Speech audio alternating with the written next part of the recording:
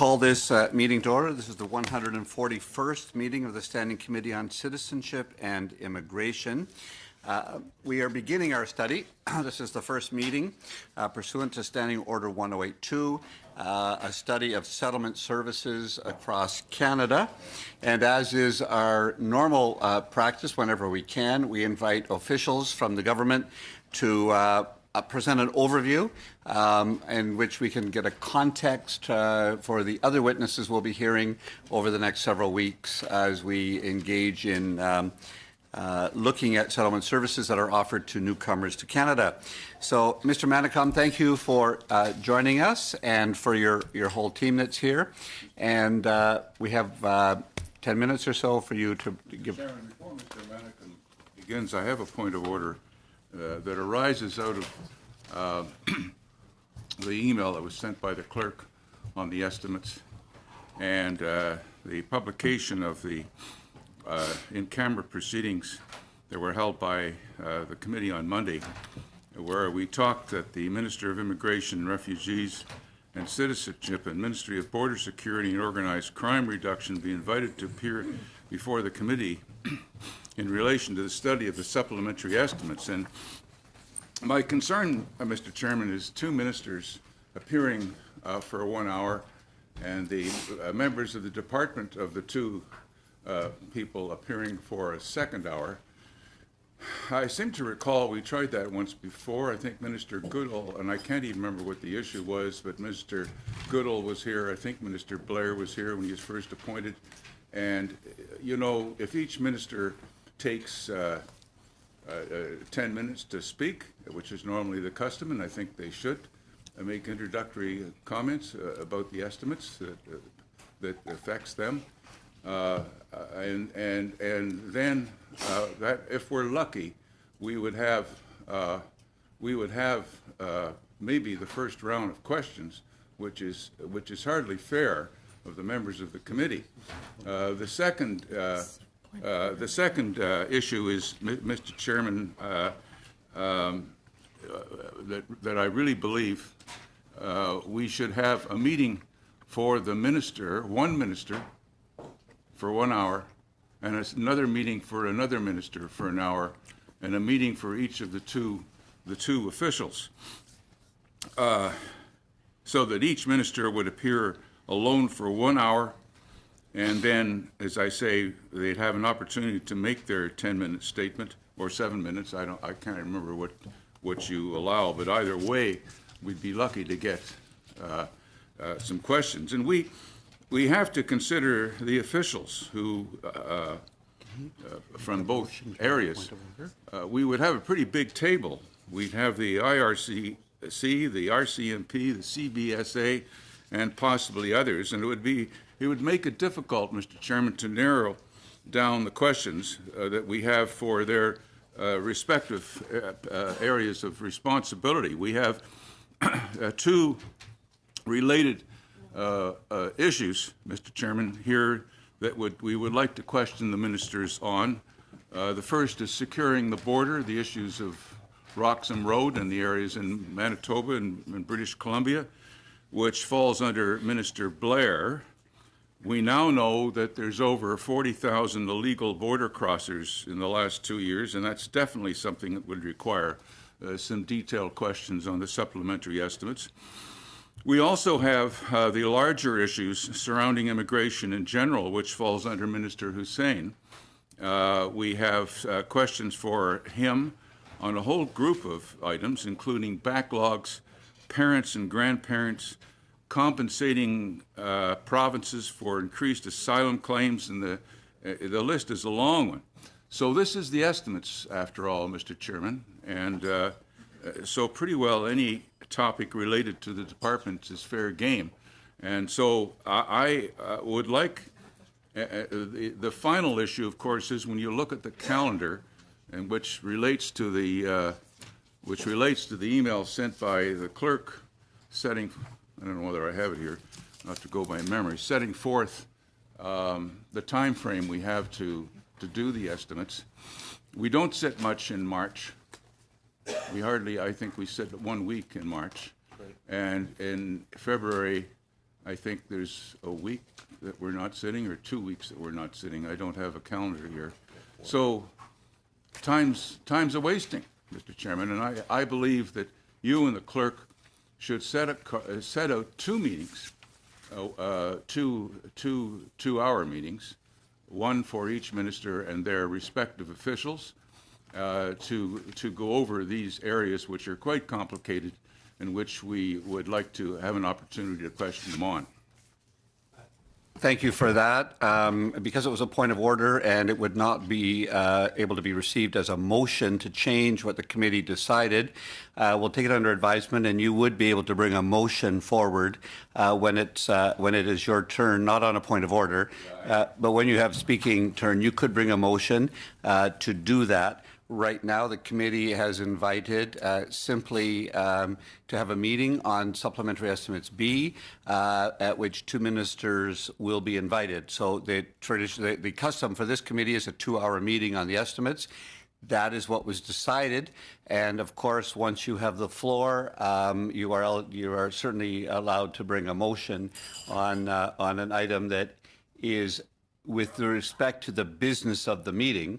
And if it's not with respect to the business of the current meeting, you're invited to give notice of motion, and then we could deal with it within 48 hours. Chairman, this was a point of order on something that was released by the clerk, clarifying something, and I think I have every right to speak on a point of order. Absolutely. This was not a motion.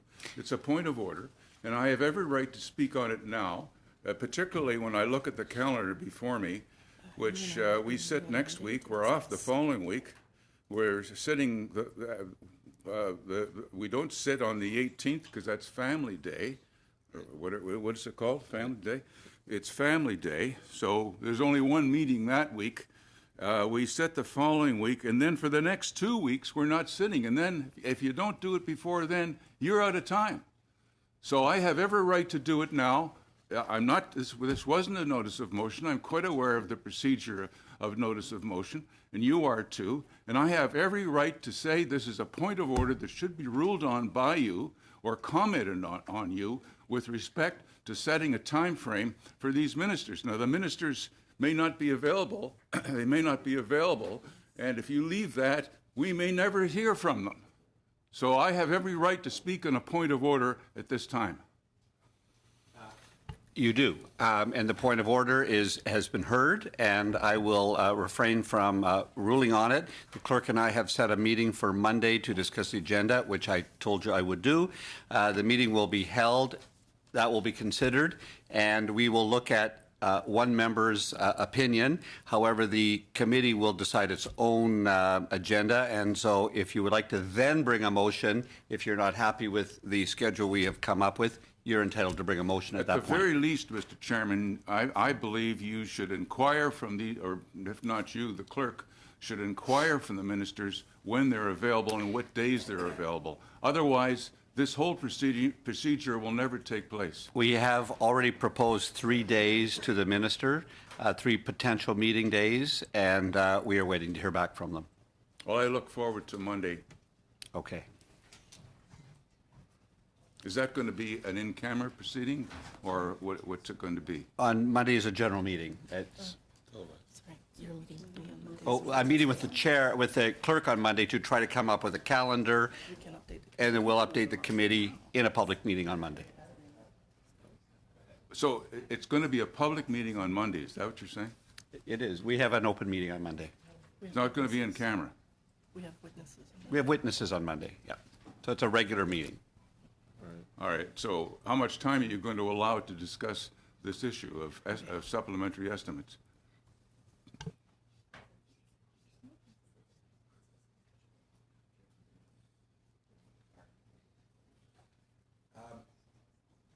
I will report to the committee, as I often do at committee meetings, about the schedule.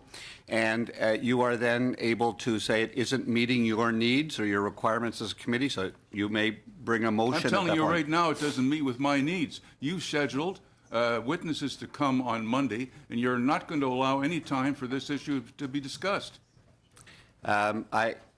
always report back to the committee when we have a scheduling change. I usually take 5 minutes at a meeting to explain those things, and that would be my usual way of doing it on Monday.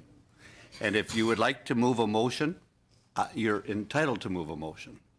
However, we have heard your point of order, and we are having a meeting on Monday. We'll discuss the calendar over the next several weeks and figure out what is possible. So you're not with going to respect rule on the point of order that I have raised, that we have 2 separate meetings for each minister? I don't believe that is a point of order to change what was decided at the committee on No. Monday. That's why I've raised it, Mr. Chairman. I've read the minutes of the meeting. I've looked at the email from the clerk, and that was not discussed. What was said in the meeting was, according to the minutes, that the Minister of Immigration, Refugees and Citizenship and the Minister of Border Security and Organized Crime Reduction be invited to appear before the committee in relation to the study of supplementary estimates. That has nothing to do with the issue that I've raised. We've experienced it where you have 2 ministers coming to this committee and it doesn't work. So it wasn't expressed in these minutes. It wasn't expressed in the email of the clerk.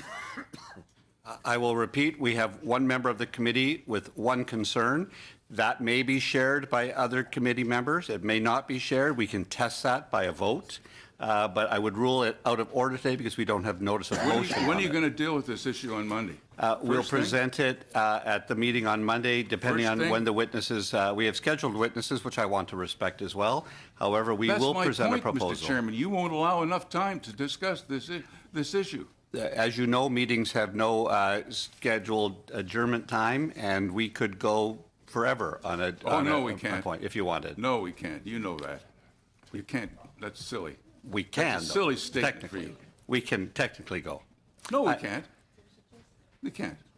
The meeting can be. The meeting is adjourned when the meeting's The adjourned. meeting's scheduled in the minutes. It's supposed to go from 3:30 to 5:30. You know that.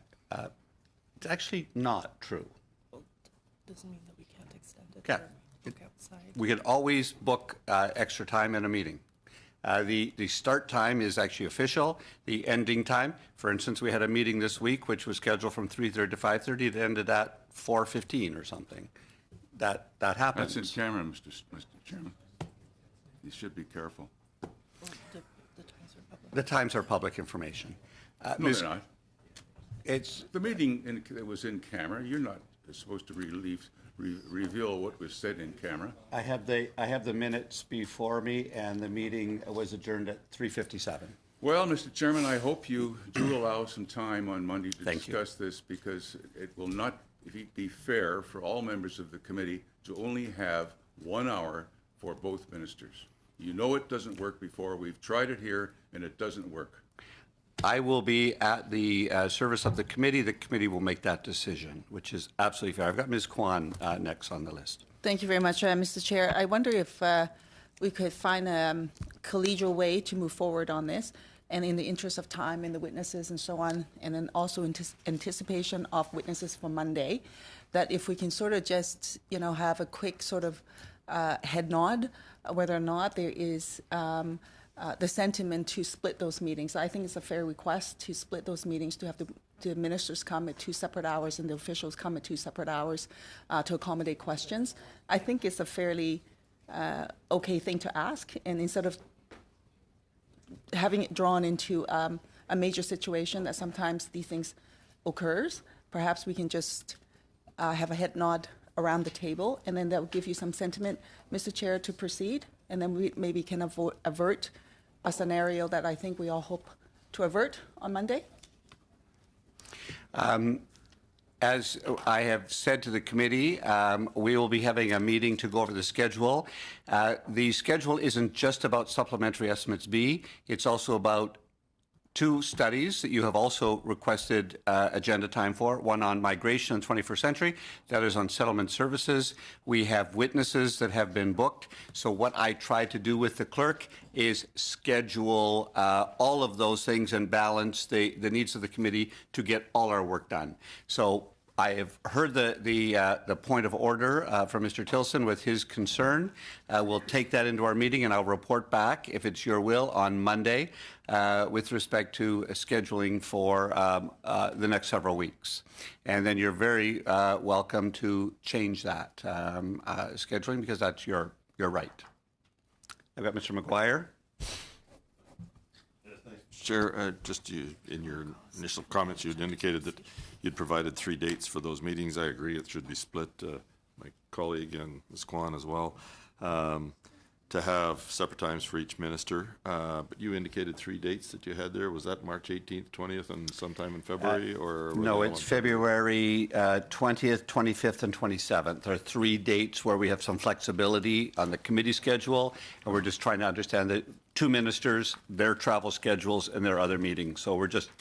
Well, if we could work the 2 of them into those dates, but I think that would be agreeable, but I'd leave it to you. Sure. With respect to that, we always like to, there's also the possibility that both ministers are not available the same day. So we would have to have 2 meetings. That's the kind of flexibility that I think the committee normally gives, because we just don't know yet when the ministers are available. They have... Well, as long as we don't run them both on the same day, that doesn't matter to me which days they come. Ms. Rempel. It does matter in that, to Mr. Tilson's point, we have very few sitting weeks before the date that is required to refer the estimates back to the House. So I think there is legitimate concern among committee members that we might not get both ministers, especially when it's not clear kind of under what purview either minister would be spending the estimates right now as well. So I think it's fair to have 2 different panels. But I guess I'm not clear on what's happening on Monday. You are setting this calendar for the meetings with the ministers, or? Generally.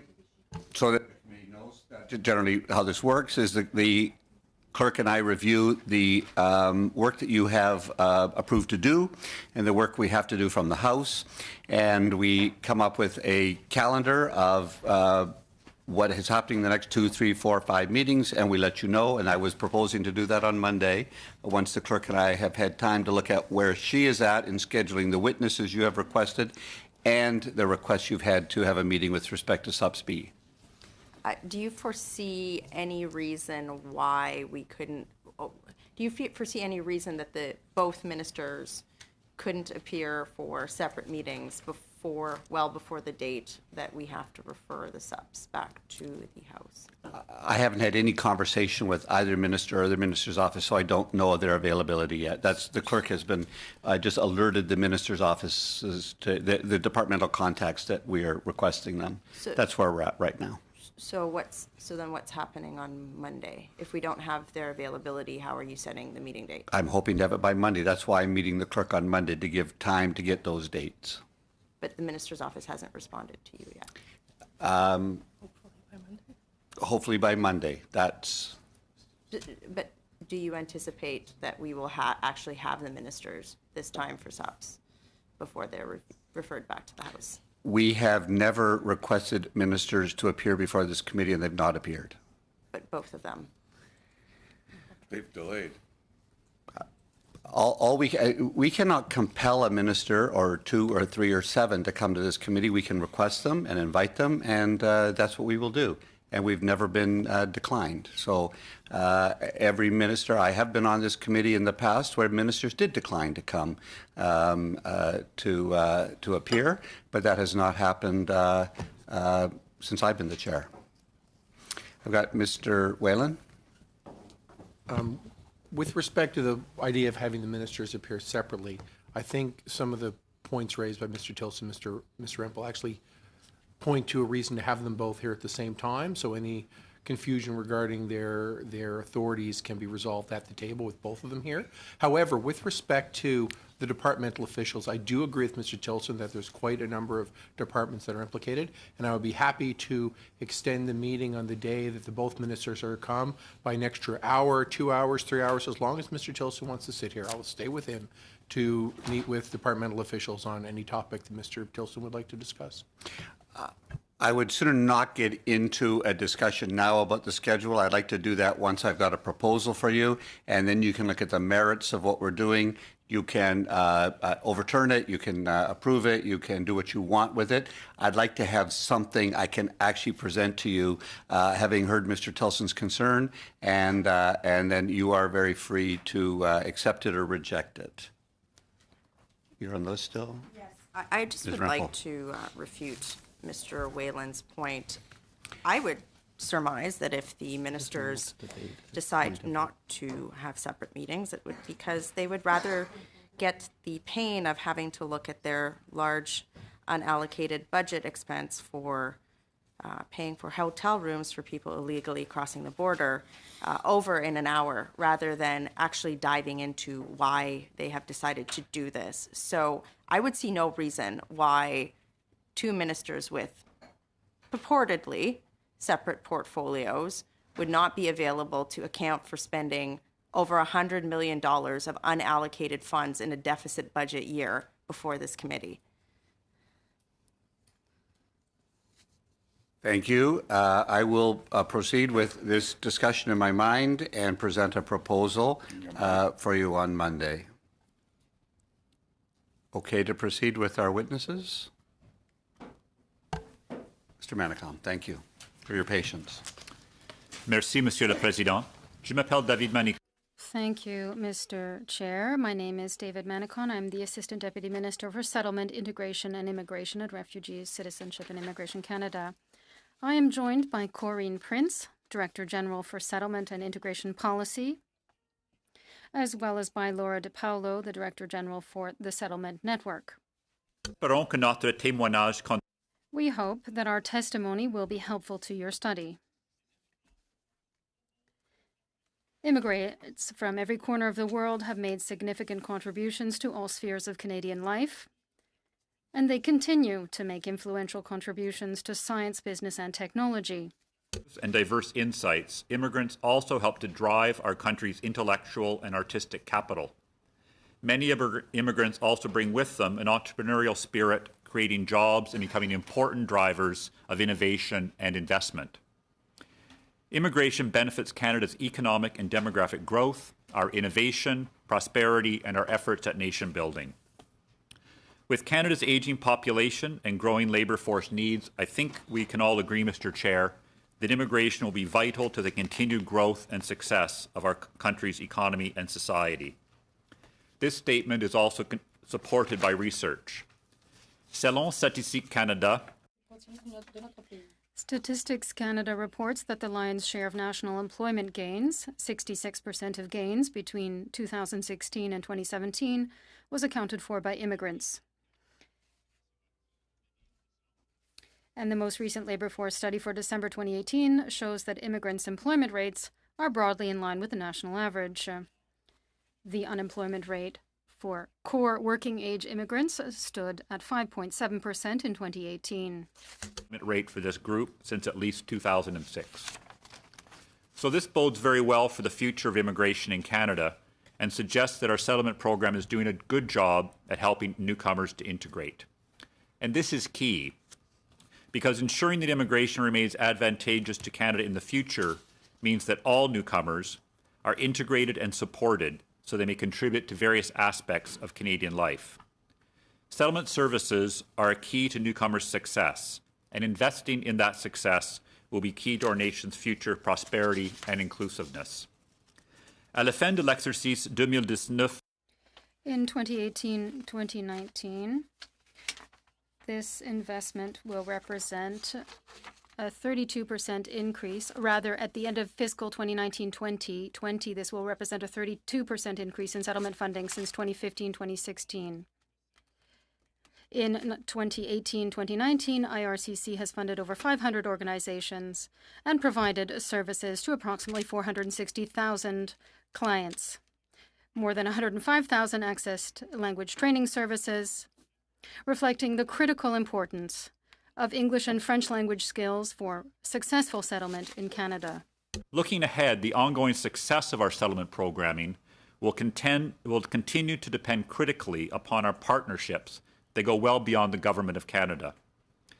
This year, we developed a shared national vision on settlement and integration with our partners, including the provinces, territories, and stakeholders. That shared vision is that the successful settlement and integration of newcomers benefits Canada by building a more inclusive, diverse, and productive nation. This is achieved through a shared effort that helps all reach their economic and social potential. Comme vous le savez, Monsieur le Président, As you know, Mr. Chair, improving the delivery of settlement services is one of the commitments identified in Minister Hussein's mandate letter, and it is a priority that we are intently focused on at IRCC. Our goal is to offer services that will best meet immigrants' needs and provide the best settlement outcomes possible. Our outcomes-based programming will be informed by our research analysis, evaluation findings, and the results of our new pilot projects. To assess the effectiveness of our services, the Department conducted a formal evaluation of the program completed in May of 2017. This incorporated a wide range of perspectives, including program clients, stakeholders, and program officials, and comprised the largest scale survey of newcomers ever conducted to that point, almost 15,000 respondents. Overall, the evaluation found that our program has been effective at meeting a growing demand for settlement services. A clear majority of clients reported positive outcomes, such as improving their language ability, 96%, finding employment, participating in their communities, and so forth. Nous avons également évalué séparément les services. We also conducted separate evaluations of the pre-arrival services and immigration to Francophone minority communities. The evaluations made several recommendations, and that was to improve our settlement program. IRCC has developed an action plan that is addressing those gaps.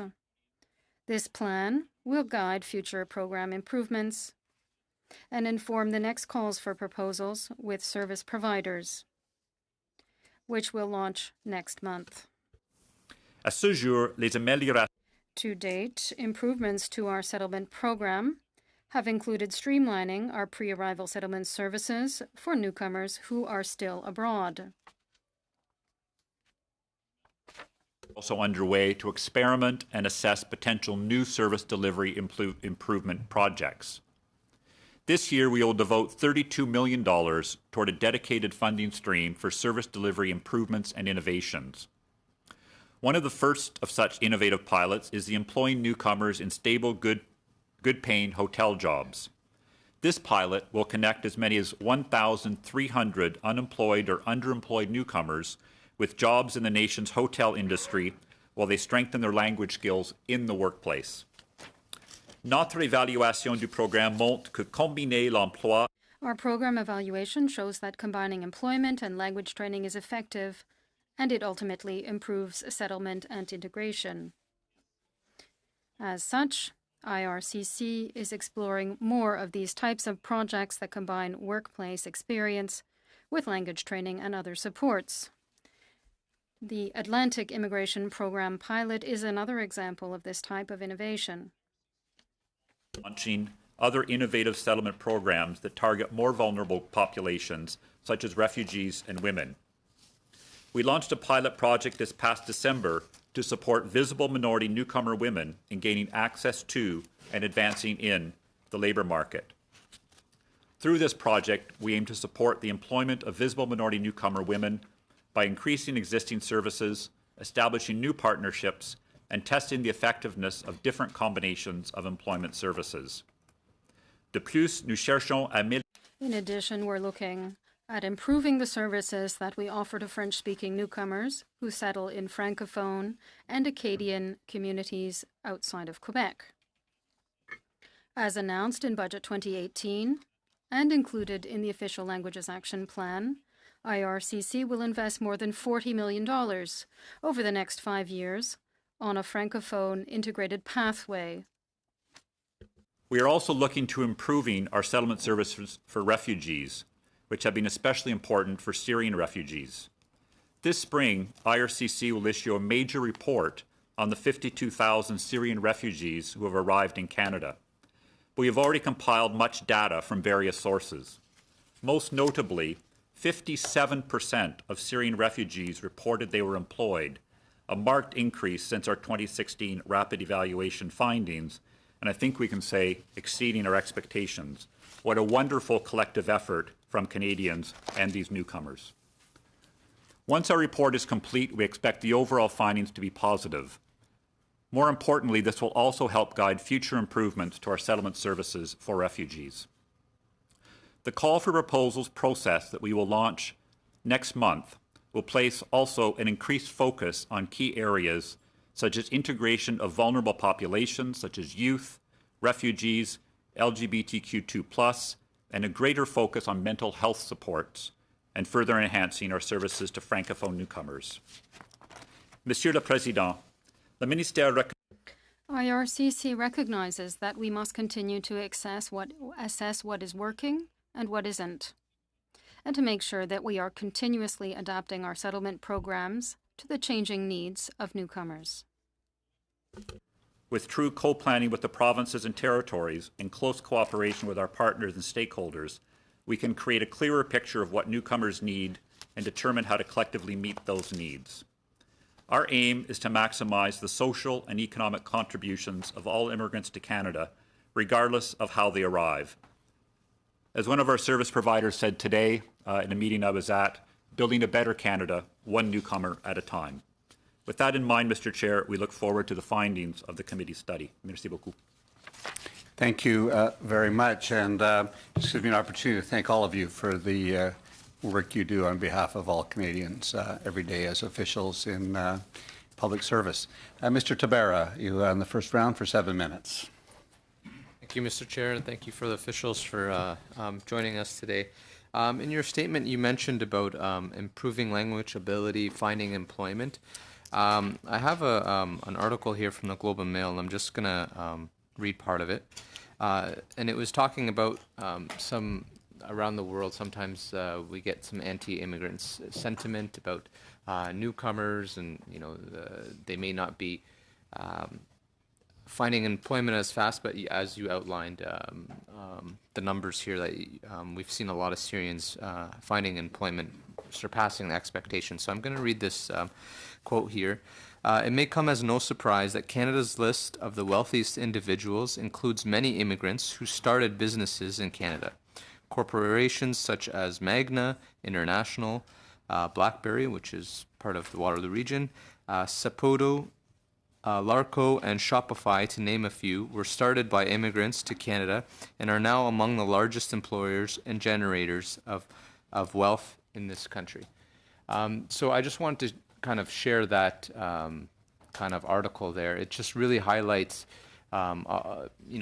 shows that our country has been built on immigrants, and not just the small mom and pop shops, but these are very large corporations that have employed hundreds and thousands across our country. So with a lot of the investments that we're putting in, are you seeing a lot of these success stories across our country? People who work in our business work with over 500 service providers and 400,000 clients a year, so we hear a lot of success stories every day. I guess I would just add in comment to your remarks, sir, that statistics show that newcomers to Canada create jobs and become entrepreneurs at a higher rate than native-born Canadians. That's something we certainly want to encourage. We set up a number of programs specifically for newcomer entrepreneurs to link them with mentors in the community, to give in-class training to help them work through the expertise in how to actually create companies in Canada. And this is something we will be looking to expand as a priority of Minister Hussein in the call for proposals, which will be launched next month. That call for proposals will fund our programming envelope for the next 3 to 5 years and involve $3 to $4 billion. So entrepreneurship is certainly one of our key focuses. And for speaking in terms of the settlement services, the investments that we're making to these settlement services, are they comparable to some of like the United States, European countries, and do we see the same successes, or is Canada unique in the way that how the federal government is working with federal services, investing in newcomers, investing in their success. Is there any comparables to other states? No one does it quite like Canada. We have some comparator countries who have somewhat similar programming. Australia does a lot of investment in settlement, newcomer, and integration, but primarily for refugees. A lot of other countries invest a lot of money at different levels of government. Certainly in Germany, municipalities are very major investors in newcomer inclusion. I think that the model where we work closely in co-planning with the provinces, using community-based service providers through grant and contributions funding arrangements creates a network embedded in our towns and cities that is somewhat unique. I don't think that government did our network of service providers, which leverage many hundreds of thousands of volunteer dollars, for example, volunteers, could be replicated by government if we had to start from scratch. I think we've inherited a wonderful network of community-embedded expertise, which is a great contributor to our success story. And you mentioned in your statement also another program that you've put in place quite recently to support visible minorities, newcomers, and women. Can you elaborate on that? Was this a group that was not as successful in integration, maybe finding employment, and is this why we've put in a certain program to help these groups? Yeah, statistically, the newcomer group that does least well with regard to employment is visible minority newcomer women. They often face multiple barriers to employment, including gender, race-based discrimination, precarious or low income, lack of social networks, affordable childcare, and so forth. So government, through Budget 2018, committed $32 million over 3 years to support employment-related programming for this group. We launched that pilot in December, this past December, and we're doing that in several different ways. We're increasing current programming. We've just launched an expression of interest process to establish new partnerships with non-traditional partners, and it had very high uptake, and also a controlled study to evaluate the effectiveness of different types of employment-related services, the conclusion of which we hope we will have insights into how best to spend money in the future for the best results. Okay, Mr. Chair. Over a minute. Yeah. All right. We're going to turn now to Ms. Rempel. Just before we do, I just want to take, because you slip in and out all the time, Luan, I wanted to just acknowledge to the committee that this will be your last committee meeting with us. I'm sure you're going to miss us. And want to thank you for your work on behalf of the whole committee representing the Whip's office from the Conservative Party. So good luck. And because I know you disappear sometimes, so I wanted to make sure I got a chance to say that. On behalf of the whole committee, thank you for your work.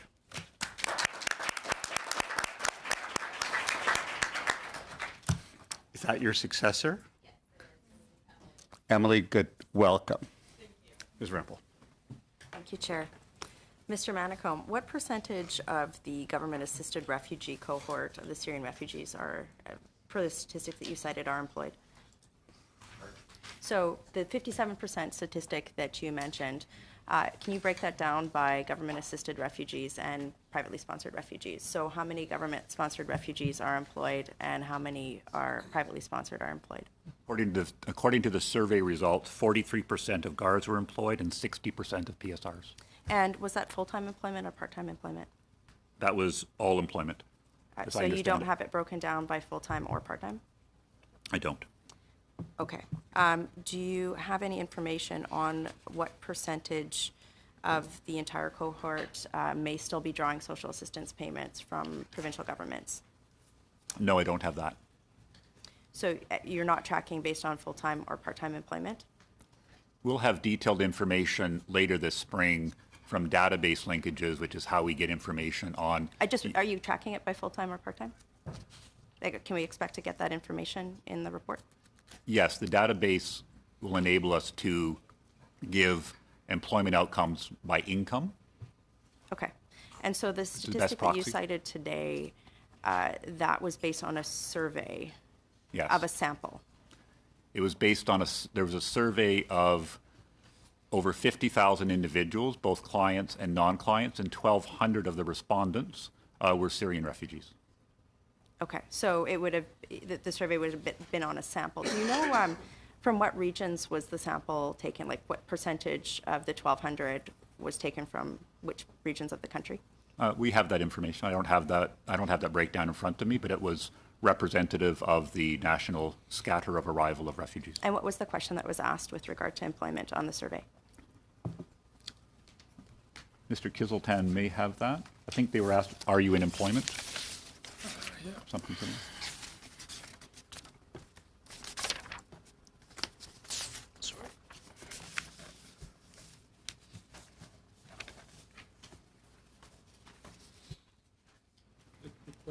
The question was, are you employed? Was employed defined? The question was, are you employed? So employment wasn't defined by full-time or part-time? No. And it was self-reported? Yes. Was it verified against any records? So it No. was just self-reporting It's self-reporting. of a 1,200 person sample? Yeah. And we don't know what regions it was taken from? Yes, we do. Okay, and you'll table that with the committee? If you wish. Yes. Thank you. On page 14 of your departmental performance report this year, it shows a steady decline of the average earnings of economic immigrants to Canada under the last few years. Could you do any analysis on why that could be? A steady decline of economic earnings. The average earnings of economic immigrants. I'm just wondering if there was any economic analysis done on that trend, and if you could table that with the committee. Is that accurate, Umit? Yeah, I do not recall the text, Mr. Chair. Economic immigrants overall, they have been increasing their average and median income. It's We on, will have to check that and come back. on page 14 of, I took that from your departmental performance report, so hope somebody knows, since it's in there. Can you also share with the committee well, first of all, I'll ask, in terms of integration outcomes, does the department have a set of metrics or key performance indicators that it uses to define integration? Yes. And what would those be? I mean, if it's going to take a long time, would you just mind tabling those with committee? Yes, we'd be happy to table them to the committee. Okay. Thank you.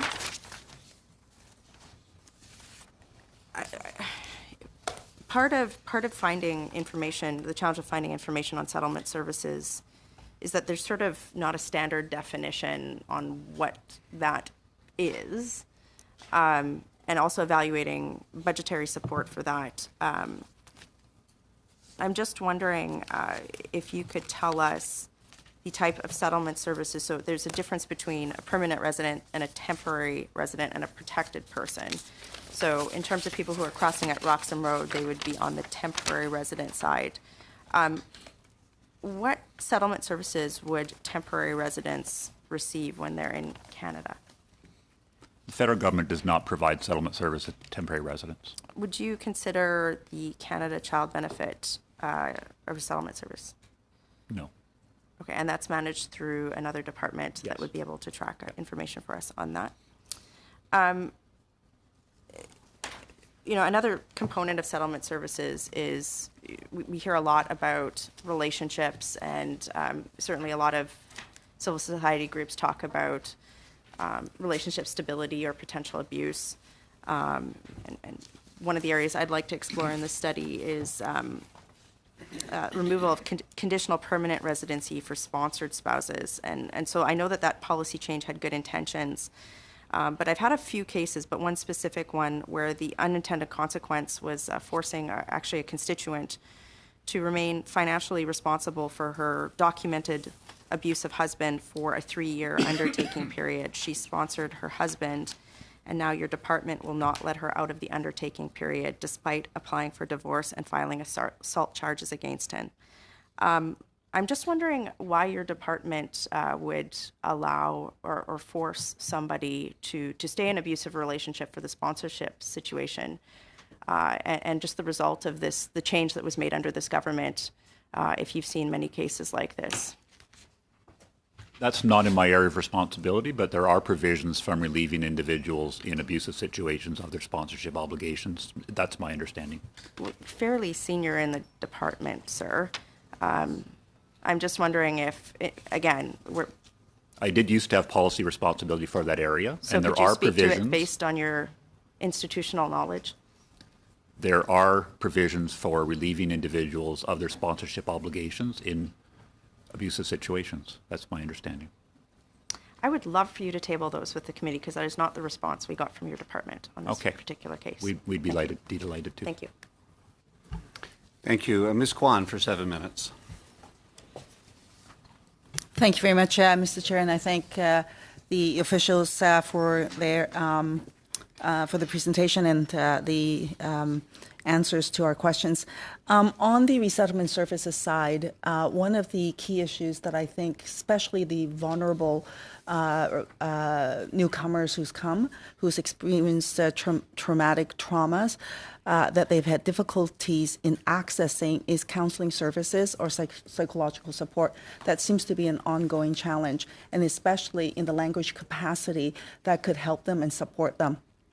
We have, for example, Yazidi survivors, and we learned through committee that 5 Yazidi survivors have actually had access to individualized trauma counseling in Canada. I hope that things have changed since that time.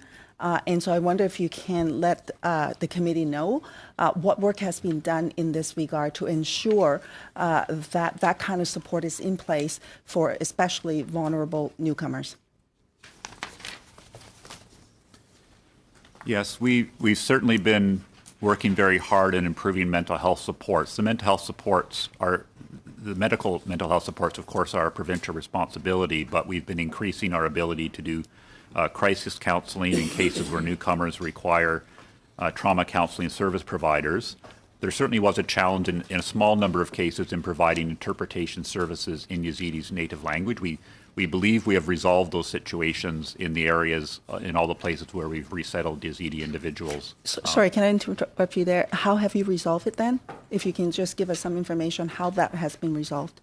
Well, my understanding is that we have identified Kmergy-speaking interpreters in those communities now, that we now are able to provide that service in their mother tongue. So that is to say, if an individual requires that service in their mother tongue, they would express that, and then the federal government will ensure that translation services is in place in wherever the person is relocated in? Is that my correct understanding? My understanding is in the places where we resettled most of the Yazidis, we have been able now to identify Kmergy-speaking interpreters. Okay. There's been a scenario, I know, in the Lower Mainland where a woman was diagnosed with cancer. She was not able to get her diagnosis because of the language issue. And in fact, she only happened to find out her diagnosis by happenstance. She went to the hospital to see the doctor to get the information. Somebody spoke her language. She asked that person to interpret for her. That's how she got her diagnosis. So aside from the Yazidis population where it's been resettled, that issue's been has been addressed. Has that overall for newcomers been addressed throughout the country? I would never be able to say that we have interpretation service available for every single newcomer in Canada. But we have very substantial interpretation services provided through all of our service provider organizations across the country. You will have cases of a little spoken language in a particular area where interpretation services are not available. Very few Yazidis were resettled in the Lower Mainland, and it would not be surprising if someone was in an area where there was not a Kmergy interpreter. Sorry, in that instance, I use that as an example. It wasn't actually Yazidis woman. It was a Syrian woman who came. So it wasn't a unusual language in that context, but she wasn't able to get the language the language in the translation. So my point here is this, right? That, the suggestion to say every newcomer will access translation or interpretation, that's stretching it. I get that. But in the resettlement service side, what work has the federal government done to ensure this is being met for medical needs? You would think that that's pretty significant. And what I would like to hear from the government side is to say that that service is being provided for, and for families who require it, that they will be able to access it. It is inappropriate, for example, for a family member, and I come from an immigrant family, and I often, actually, when I was little, had to go to a doctor's appointment to be the translator for my mom and dad. That's not appropriate, and it's particularly not appropriate, I think, for newcomers of today. So what work have we done to address that issue? So you say that for the Yazidis families where they have been resettled, that's been addressed. You say that. Now I'm getting to the larger overall population in terms of ensuring that resettlement service is being provided for newcomers. Most specifically for government resettled refugees, where we destine people through our destination matching center, availability of interpretation services is certainly one of the factors considered. So we would try to make sure we don't destine a resettled refugee to a community where we cannot provide interpretation in their language. With regard to immigrants overall, we have our network of 500 service provider organizations across the country, and providing interpretation services is one of the services that we contract them to provide. So if I was a refugee newcomer, if I went to a service agency and say, look, I need a translator or an interpreter to go with me to see my doctor for this purpose, and then that service would be provided then? Is that how that would work? Because when you say all these agencies have provided the service, how do people on the ground actually get it? Because what I'm hearing on the ground is that people can't get it. As I said, Madam, we have a very extensive network of service providers across the country that provide interpretation services in hundreds of languages. I cannot, of course, say that there are no newcomers who fail to access interpretation services. Maybe I can ask the officials to table this, Mr. Chair. Then the list of the organizations and broken down to where they are located, so then we know where these services are and what provisions do they provide, and how does one access it, so that we actually have that information. They're free of charge. I get it, that is free of charge. But I guess you're not quite getting my point. People are not able to access that service. That's my point. And as recent as last winter, I met with a group of women, vulnerable women, who cannot access this service. And so if you say it's available, somehow they're not getting it. So how does one go about getting it? Where are these service agencies? And where's that provision made available? How does a person go get it? Do they just show up at the agency and say, I need this service, and then it's provided for, or not? That's right. Thank you, Ms. Kwan. Mr. Sarai. Thank you. Thank you for coming. It's always good to hear an update from you, and for having you explain the settlement process that gives newcomers a welcoming spot to Canada. I'd like to know, in terms of, we got the answer in terms of the percentage of Syrian refugees who are now employed based on the survey.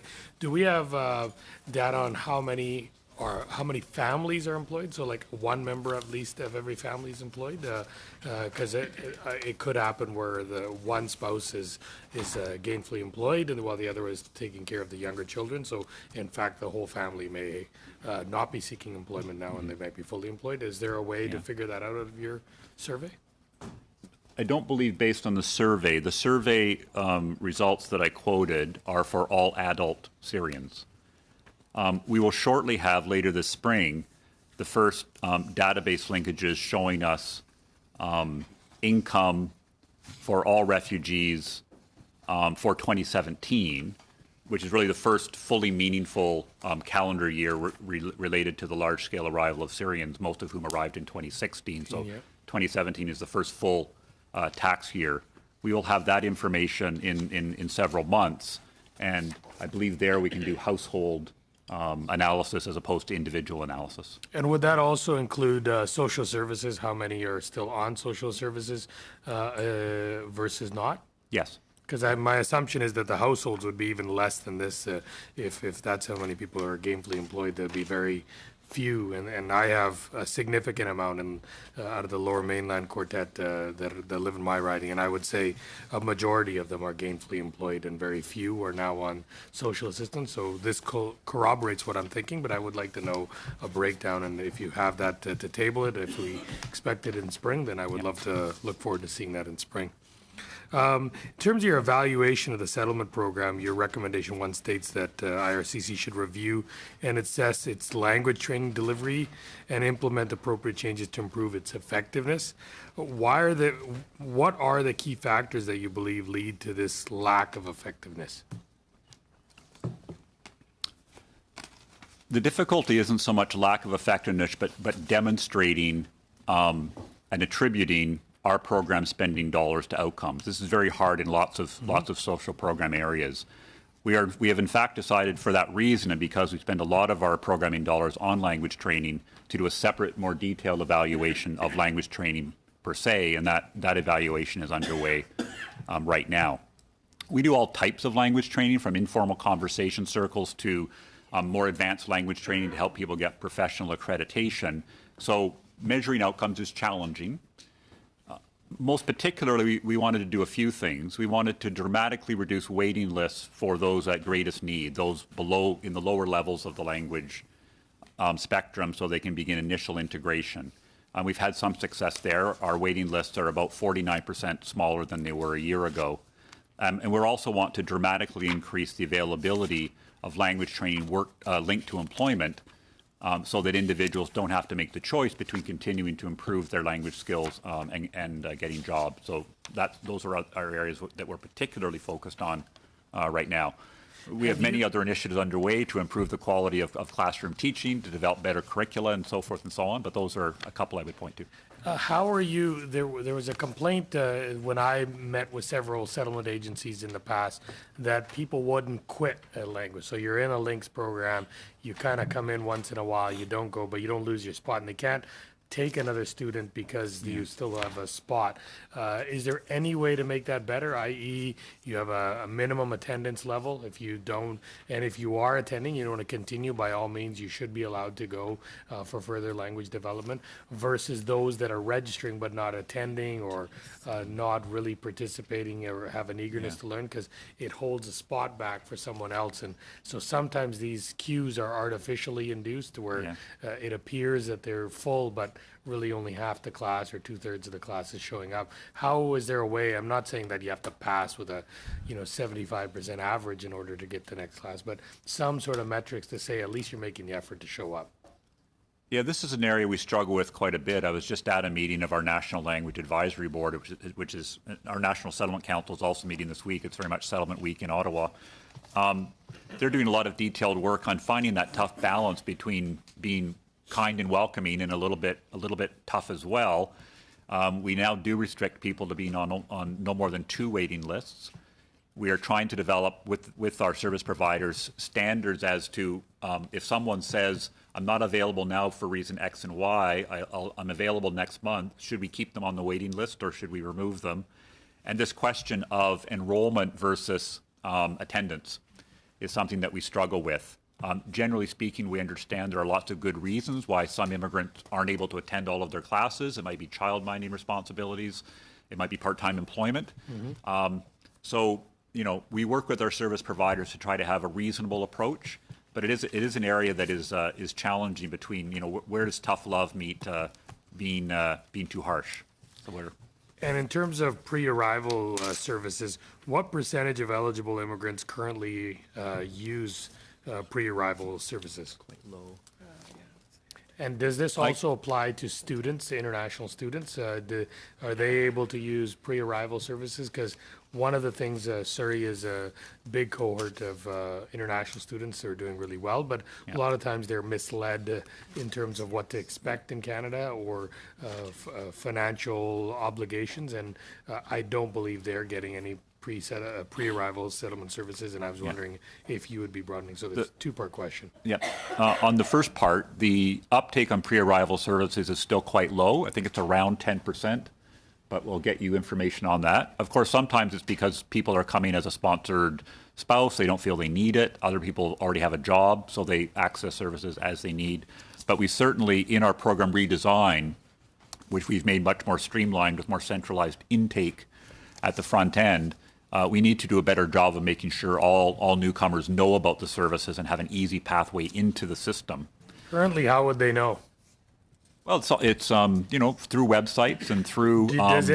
Does it come on your acceptance letter? So I apply for immigration, I got accepted into a program. Does it say here's some pre-arrival services Yeah, you at can the call? at the approval in principle stage, they get in writing information about the availability of these programs. And your second question was In regards to students, do international students? I just need to ask you to be very quick on this. We're at the time. international students are not currently eligible for our settlement programming. We give it to permanent residents only at this time, with a few Okay. small exceptions. Thank you. And that is going to end our first panel. I suspect we may ask for more information from you at some point, just with respect to some of the breadth of the services and the makeup of the programs and some fundamental things that I think we may need to have as a basis. So just let you know we may be back to you. Ms. Kwan. I just want to clarify in my request of the information, I don't know if I heard a firm affirmative with the undertaking request that the officials would provide to the committee. So I just want to confirm that will be. Sure. And we'll ask the clerk. I think we assume it's always affirmative, and we'll ask the clerk to follow up from the minutes to make sure the department has all of the requests that have been made so you understand what we've asked for so that we can clarify it.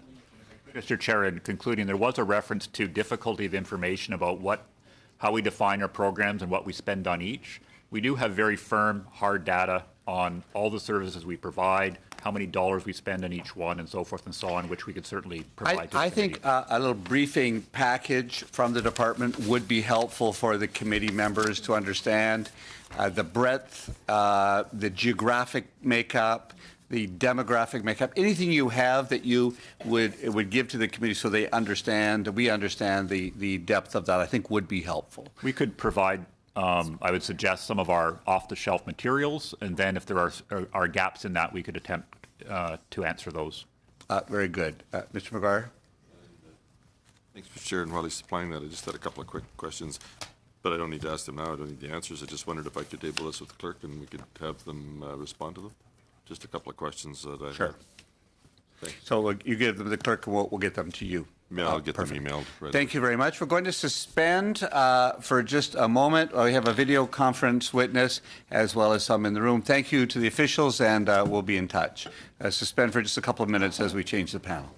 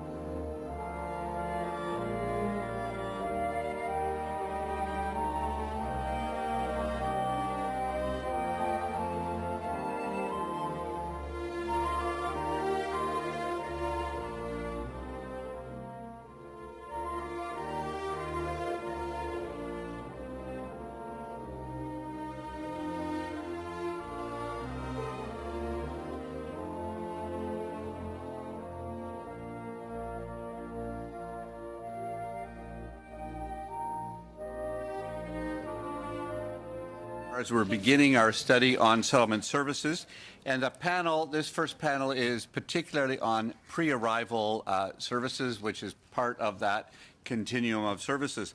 And we're going to begin with Mr. Cecchetto from the IOM. Glad you're here. Thank you. Cecchetto? Che. Keto. Cecchetto. Think of Geppetto and it rhymes. Geppetto, Cicchetto. Cicchetto. I should know that. Cicchetto. Thank you for being here. We're going to begin with your presentation, and then we'll go to Ms. Chu from Vancouver, or from Alberta. I think of her as from Vancouver. And then pour le réseau après ça. Okay, on va commencer avec Mr. Cecchetto. Okay, so my name is Matthew Cicchetto, and on behalf of the International Organization for Migration, I would like to thank you for this invitation to discuss how the United Nations Organization for Migration provides pre-arrival services for refugees through the Canadian Orientation Abroad program. I would like to show you a short animated video featuring the story of a refugee family and their resettlement journey. It outlines the plight of refugees and the International Organization for Migration's role in essential aspects of the resettlement and integration process. So I'll ask that you refer to the screen. My family was forced to flee our home country with no chance to return safely. Scared and alone, we registered as refugees. Luckily, my family was one of the few chosen to be interviewed for resettlement. First, we went through a national security screening. Next came a health assessment. I was healthy, but my daughter had an illness. The IOM doctors made sure she was well enough to travel and could receive follow-up treatment in our new home. Then we received our visas. This was one of the happiest days of my life. IOM arranged our flights and pre-departure orientation. We learned about the education system, how to find work, and about local customs. The day came finally for us to travel, and IOM was there to help. I was given a bag containing our travel and medical documents. I held onto that bag. It was our future to a better life. When we landed, IOM helped us through immigration procedures at the airport. It was daunting moving to a new country, but I knew my children would finally be safe. Globally, only 1% of refugees are resettled. When countries open legal pathways for resettlement, the door begins to close on irregular and dangerous migration.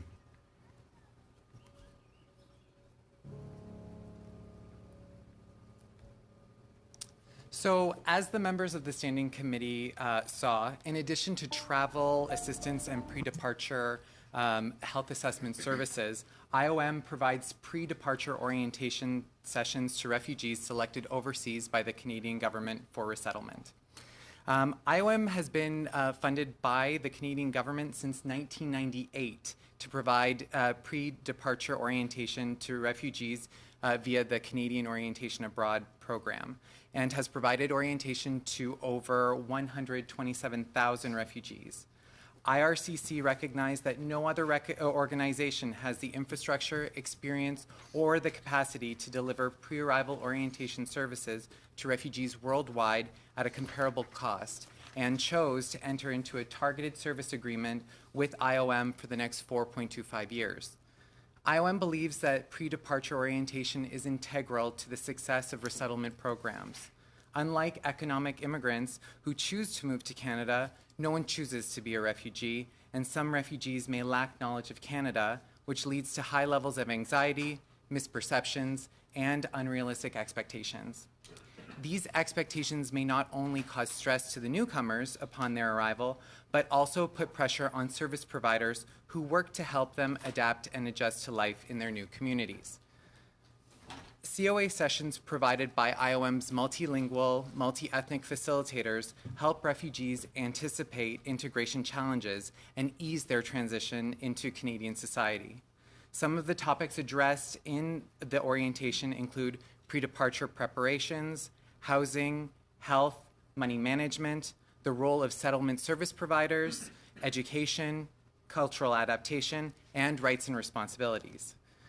COA sessions last from anywhere from 1 to 3 days, depending on the setting, on the level of need, and on practical and security considerations. COA sessions are conducted in the participant's mother tongue or with consecutive interpretation. Travel and accommodation allowances are provided to refugees who travel long distances or may be in precarious financial situations. Meals and childminding are provided free of charge during the COA sessions. These services help promote inclusion and equality and address some of the barriers refugees may face when accessing pre-departure orientation services. IOM works closely with Canadian counterparts to develop curricula with key messages which are integrated into tailored resources and supporting activities. Refugees learn best and the lessons are more meaningful when the activities are experiential and highly participatory. While accurate information about Canada is relevant, it is equally important to build productive attitudes for successful adaptation, including proactivity, self-sufficiency, and resourcefulness. By empowering refugees to become self-sufficient and culturally knowledgeable upon arrival, pre-arrival services like Canadian Orientation Abroad also indirectly contribute to improving the public perception of refugees in receiving communities.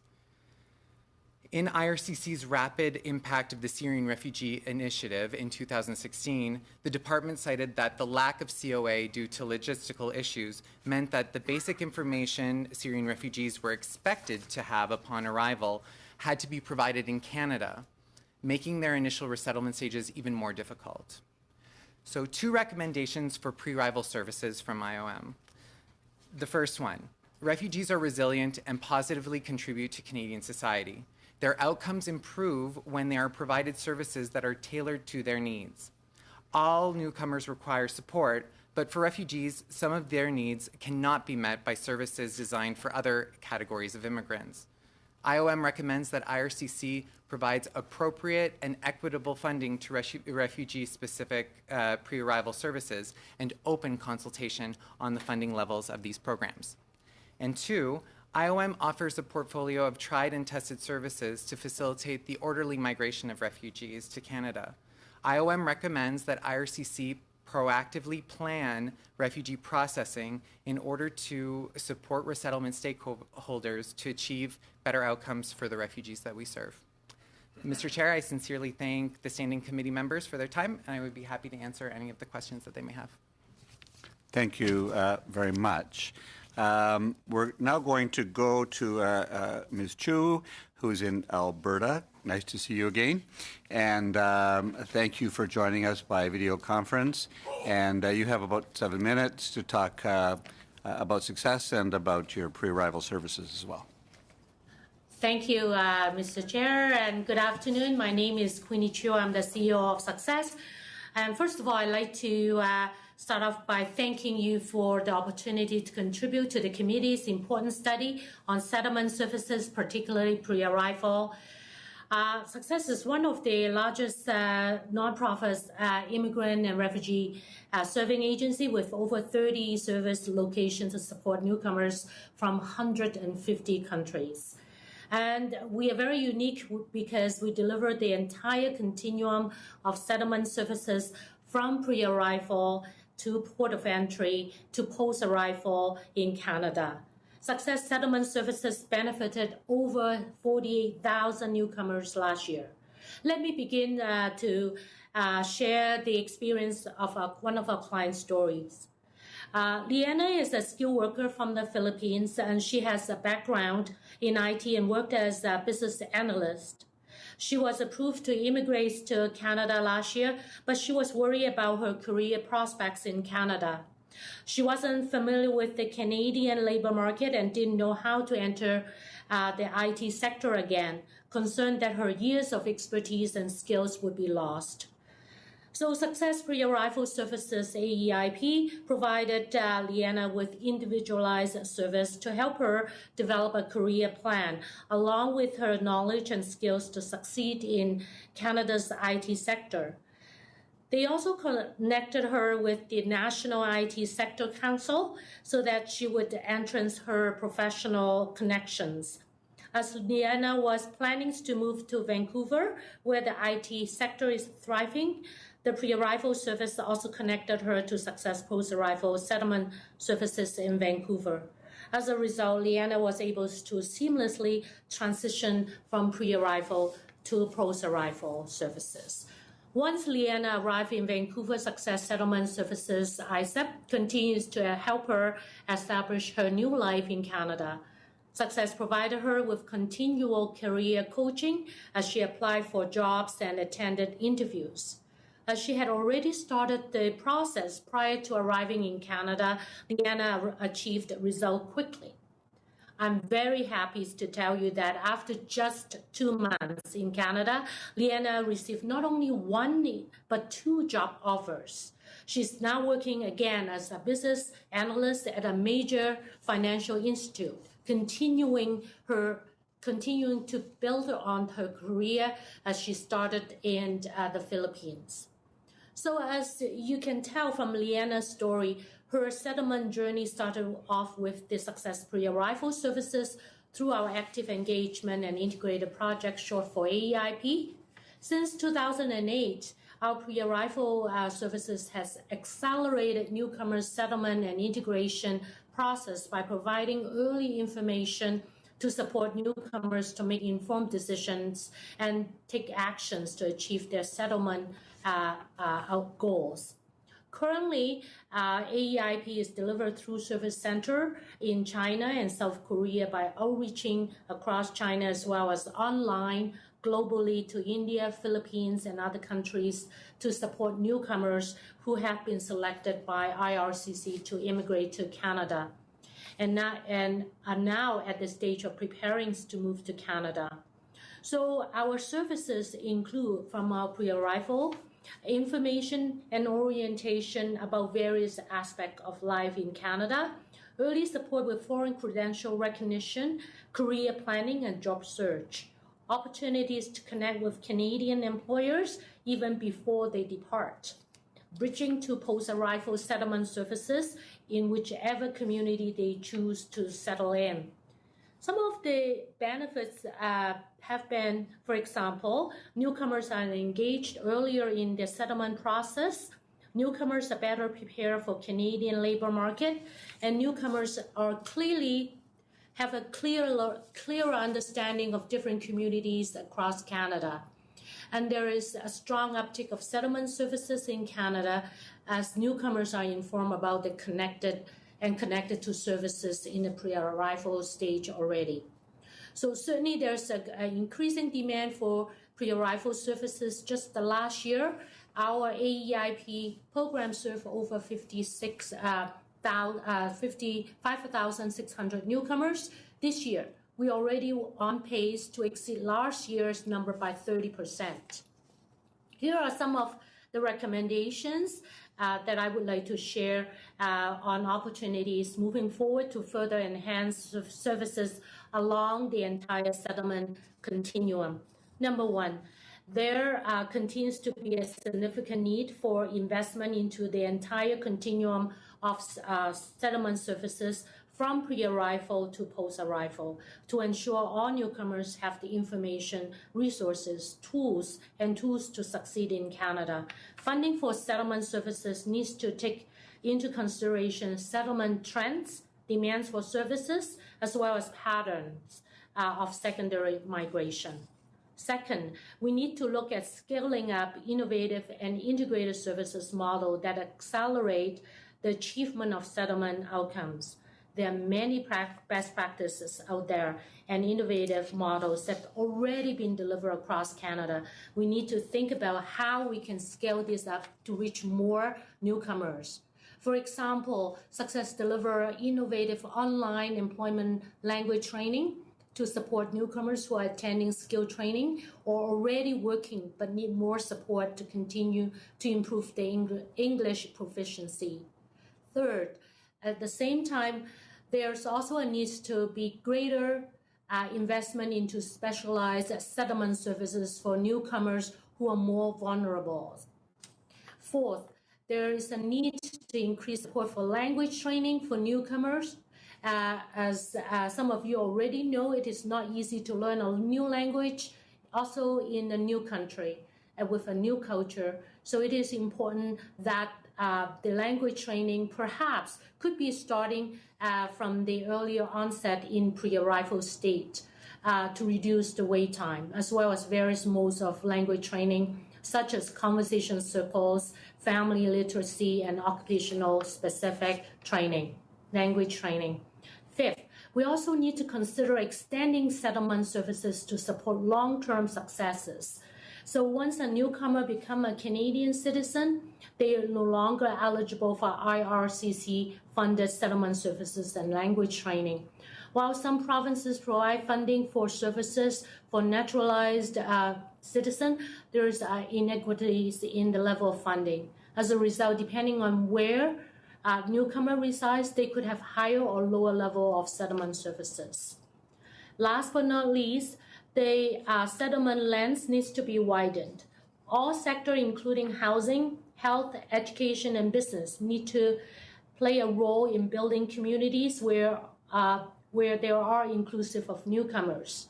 Settlement services play a key role in bridging newcomers to these sectors, but these sectors must also be ready to serve newcomers.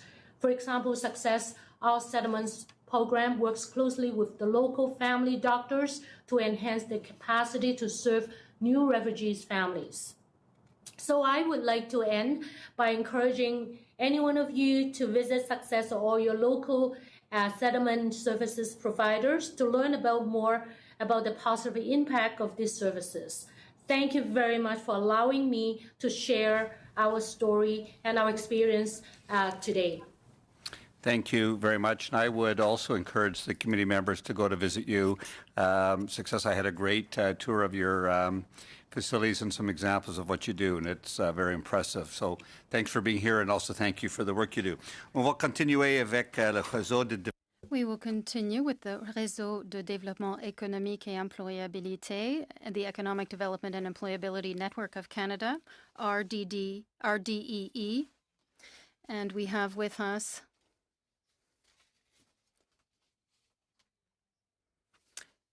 Jean Bigot. You have 7 minutes to talk about your activities. Thank you very much, Chair, members of the committee. Thank you for having us here today. Fondé en 1990.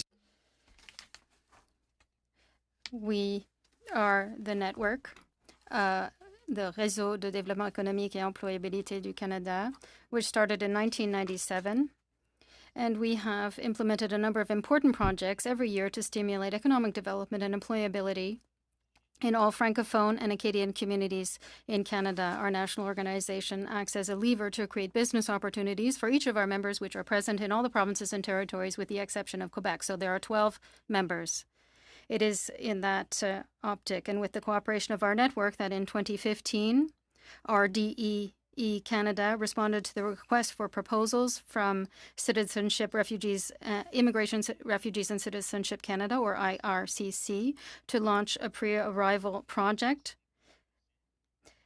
We have the mandate to provide this kind of services specifically in French for French-speaking clients who are immigrating to Canada. In order to do this, we have associated ourselves with other French and bilingual service providers, such as the Council for Information and Communication Technologies, JVS, and Cité Collégiale, international associations such as Pôle Emploi in France, and ethnocultural associations in Morocco, Tunisia, France, and Belgium.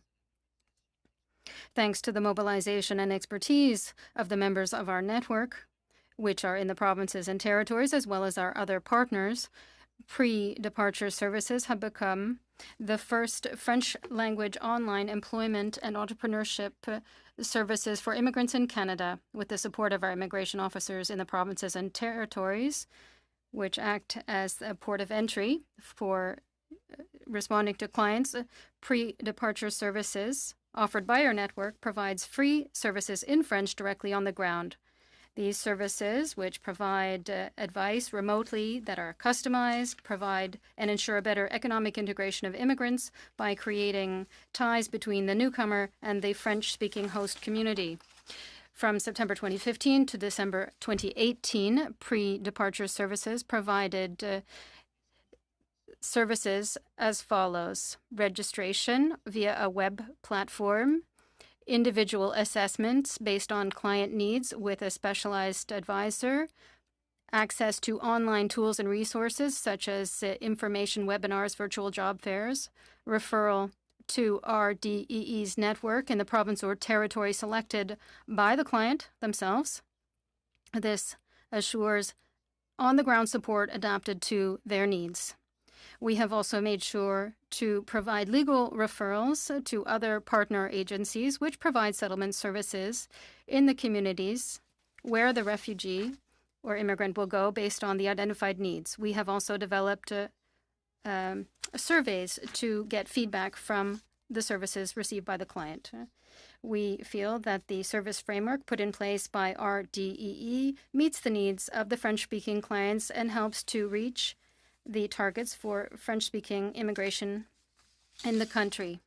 In the past 3 years, our pre-departure services assisted more than 700 French-speaking clients eligible for immigration based on IRCC's criteria. Our support services were able to ensure that 75% of clients were able to find employment within the first 6 months of their arrival. This statistic increases to 90% after more than 6 months of a job search. According to the survey conducted, 97% of clients were satisfied with the services they received, and more than 92% of them indicated that they would recommend pre-departure services to other individuals looking to immigrate to Canada. These results were obtained with an average annual budget of $400,000 per year. So this means that these are best practices with conclusive results. For RDEE Canada, we believe that the economic integration of newcomers is essential to their immigration journey. We believe that immigrants coming to Canada are considered successful when they obtain employment that respects their abilities and that they can contribute to the economic growth of their community and the host country. Pre-departure services provided by RDEE Canada and its members also helps to ensure the retention of immigrants in Francophone and Acadian communities. Based on our national experience in Francophone immigration and the expertise developed on the ground with the members of our network, our organization has been invited to submit a national project for a single Francophone immigration window. We have responded to the request for proposals launched by RCC in 2018. We had proposed a budget and requested financial support in the amount of $6 million over 5 years. The goal was to put in place a single window to provide a continuum of services and ensure that the immigration journey could be even more efficient and, above all, client-centered, that is, centered around the immigrants' needs. Our proposal was not retained. Since we no longer have funding, the pre-arrival services that we have been offering since 2015 ended on December 31st, 2018. In conclusion, I would make 2 recommendations. Francophone services. Pre-arrival must be rapid, fluid, and efficient. Pre-arrival services for Francophones must also include an employment and entrepreneurship aspect. Thank you to the committee for having us here, and we are prepared to answer questions. Thank you. Merci beaucoup encore. Et on va... Thank you very much. We will begin the first round of questions with Madame Zaib. You have 7 minutes. Thank you, Chair. Thanks to all the 3 witnesses for providing their testimony today as we start this important study on settlement services. It's an important aspect of the immigration department. My first question will be for IOM. How do you decide where to offer the pre-arrival services? Are you contracted to serve some specific areas or groups by IRCC, or it's your decision? We are, our mandate is to serve all refugees worldwide, as many as possible. So we have 12 offices, permanent sites where we do refugee pre-departure training, and then 5 of those have regional capabilities. So we do mobile sessions depending on where the refugees are. So we work in the top source countries for refugees. We have an office in Turkey, also in Lebanon, and IOM. It's a very large organization. We have over 398 offices worldwide and 179 member states, being the UN Agency for Migration. We are able to get to a lot of places. There are a few countries where we can't provide pre-departure orientation for political or security reasons. You mentioned in your comments that you provide child minding and financial assistance to travel for the use of the services if it is needed. Is it mandatory by IRCC that you provide the child minding services and the travel assistance?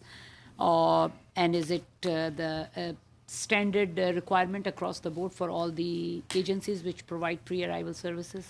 For pre-arrival services for refugees, we're the only organization that does in-person information and orientation, and part of our funding package does mandate that we provide child minding services, transportation assistance, and lodging assistance when necessary. So it is something that is provided by the government. As far as the other 25 countries that IOM provides pre-departure orientation for, it depends on the country if they choose to provide those services. For example, there are some countries that do provide similar services to Canada, but Canada tends to be provide a lot of services. What percentage of refugees are getting the pre-arrival services? Do you have some statistics that what percentage is using those services? And yes, I do have some statistics. In fiscal year 2018, we had there was the amount of refugees that moved with IOM to Canada was approximately. Let me just find it. I have it written down here. It was yes. The amount that we moved was 23,000, over 23,000. We calculated that of the 23,000, 15,434 were eligible for COA based on their age, and we provided orientation to 76% of that number. Now, it's difficult to say. The way that we look at numbers is a bit difficult because IRCC, they go through iCare. We know that there were some reporting gaps for the amount of refugees that did receive pre-departure orientation being reported in iCare. And also, we know that although we say in 1 year IOM has moved X amount of refugees to Canada and we've trained X amount of refugees, we do know that some of the people we trained don't leave within the same calendar year.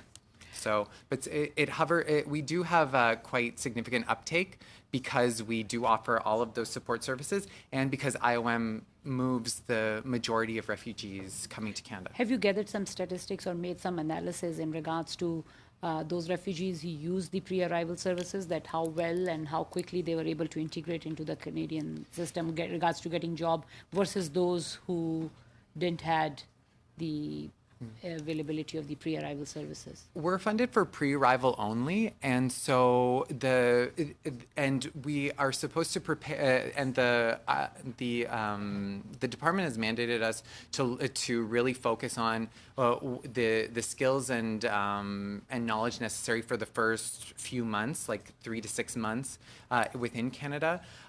We haven't been able to do any sort of research into long-term goals, but I know that the department is looking at linking information on who received pre-arrival services as recorded in iCare with CRA data, like Mr. Manicom had mentioned.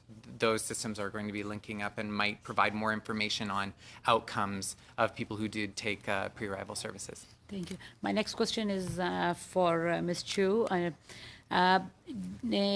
Can you give a little bit input in regards to this question that have you made some analysis because you provide services to the newcomers when they arrive also. So have you made some sort of analysis that how well and how quickly the newcomers integrate those who have used the pre-arrival services versus those who have not used?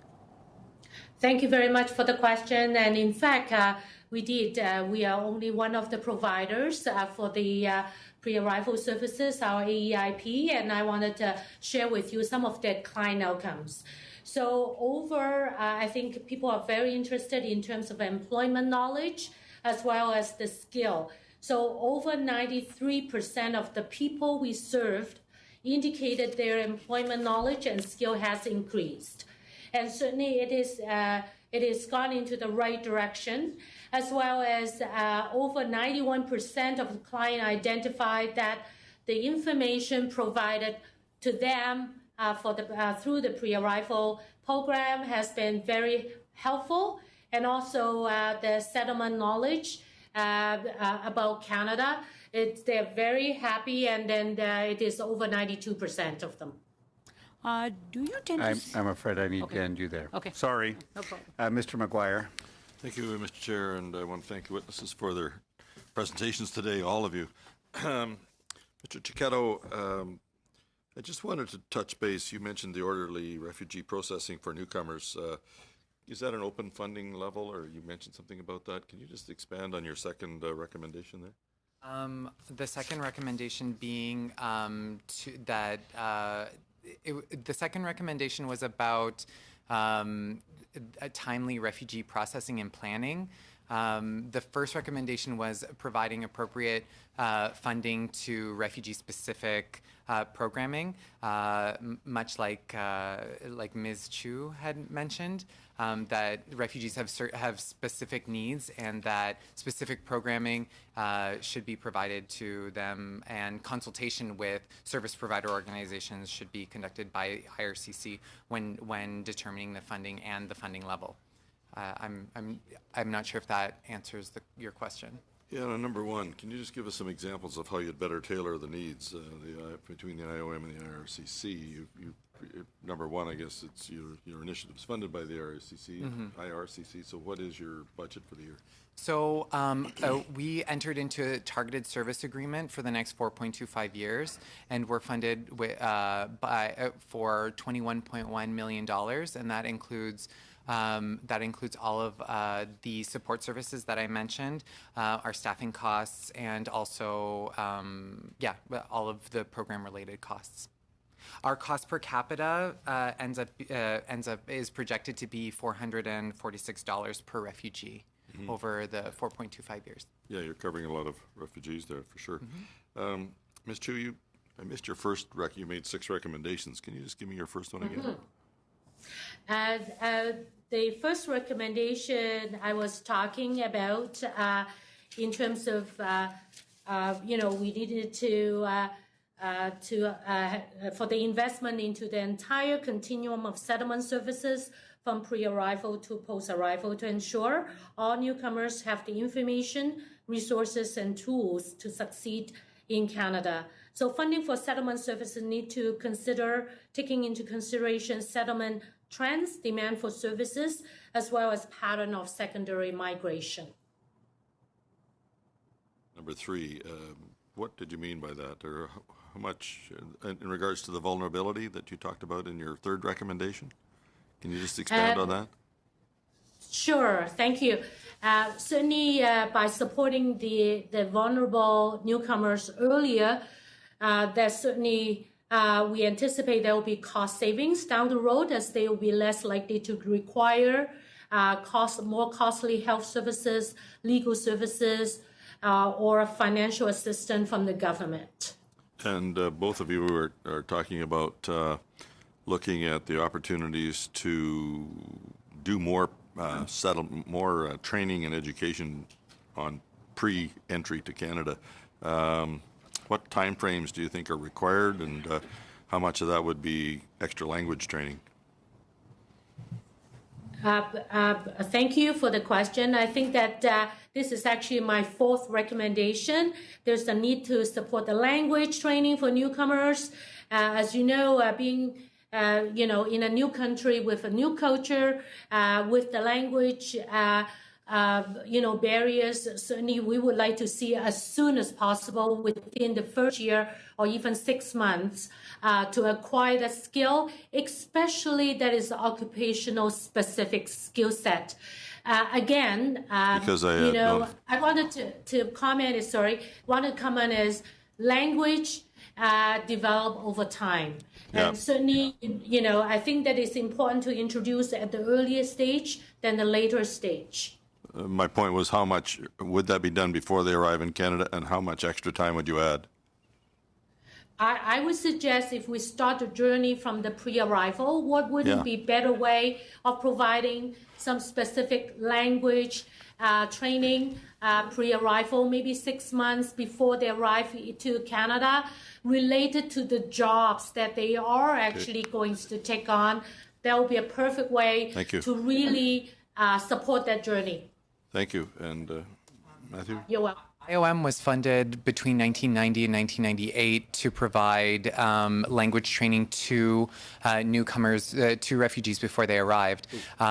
We do see that language training before arrival can benefit newcomers, but we often see as well that some situations, especially of displaced and vulnerable people, might not be conducive to language training in all cases.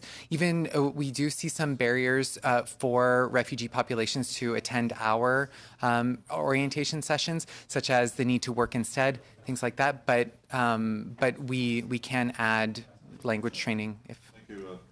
I have a question for my colleague. To Mr. Chiquetto, when I was preparing for committee today, I looked through the website for the Canadian Orientation Abroad, and I noticed that it didn't have anything that mentioned women and girls. And I'm just wondering if you could table with committee any programming that you provide that talks about how you educate women and girls that are coming to Canada on their rights.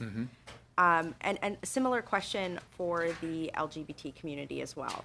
So I guess both ways, like if you could present, just with the time that I have left, to committee, any specific best practices that you have on resettling members of the LGBT community, or resettling members of a community that might be coming out of a community that's not supportive of that community, coming into a very inclusive country like Canada, and if there are any gaps that you see in terms of resettlement services in Canada, specifically for educating women and girls on their rights when they come to Canada, the resources that they have available to them, and similarly for the LGBT community.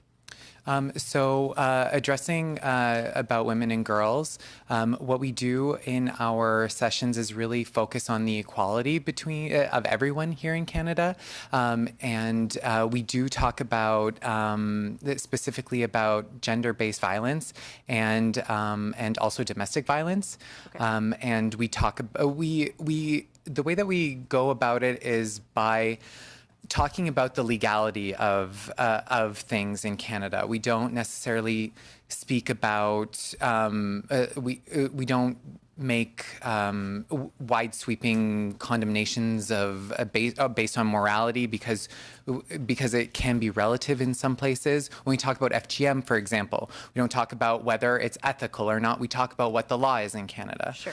As far as LGBT people, we have conducted LGBT specific orientations for vulnerable populations, and we do talk about LGBT services that are available here in Canada. It really depends on where the refugees are going, if those services are available. But we do have like a guide, like some resources that we can provide them. And we talk about equality, and we talk about non-discrimination and what to do in case you are discriminated against. Because although Canada is a very accepting place face and more accepting than a lot of places, newcomers do face ongoing discrimination, especially from their own communities that they may move into. I need to end you there. Thank you very much. Ms. Kwan. Thank you very much, Mr. Chair, and thank you to all the witnesses for their presentations. Mr. Ciccato, my first question to you is this.